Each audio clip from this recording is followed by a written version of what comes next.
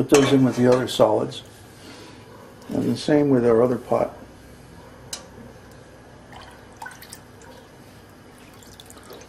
Pour the clear ghee out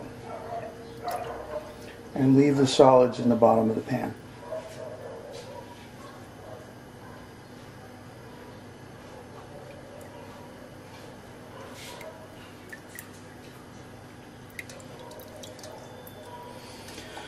Now what we've got here is a clear golden liquid, and it still has a few little particles of solids left in it, but that's all right.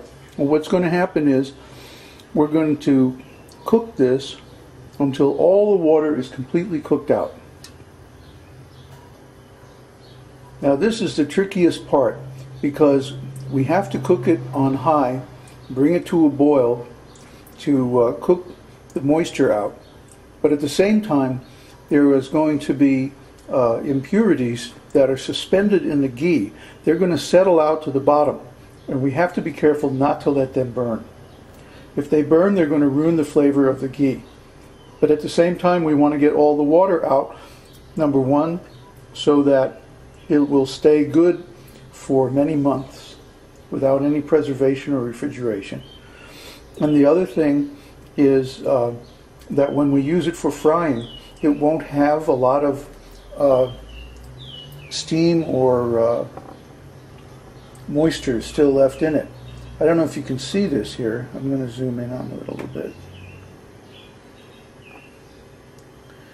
But there's already water bubbles or steam bubbles coming up here from the bottom. And as the ghee heats up, we're going to get more and more of those. You can see those little flecks of stuff floating around. Those are just the few impurities that are left. And as they cook off their water, they are going to sink to the bottom of the pan. So as the ghee gets hotter, you're going to have to reduce the heat in order to keep those pieces of impurities on the bottom from burning and ruining the flavor. But now these pieces of impurities are like sticking to the bottom. See down here? Oh, my wet spoon.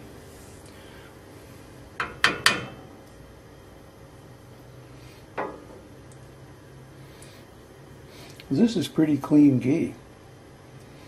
Usually there's quite a bit more of stuff in suspension that cooks out and sticks to the bottom. But even so, we'll still need to let it cool, and all those little pieces fall to the bottom, and then we'll pour it off one more time at the end. You know when the ghee is done when it turns a slightly more golden dark color, and you see the spoon making bubbles? That's from the moisture in the spoon. So you know that the temperature of the ghee is above the boiling point of water. And that means that the moisture is pretty much cooked out, so we turn off the flame at this point and let it cool and get ready for the final pour off.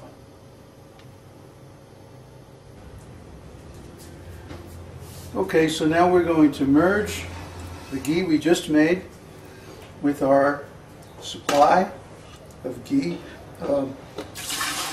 5 kilo block of butter like this.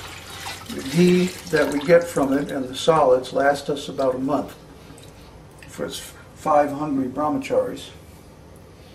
So that's it.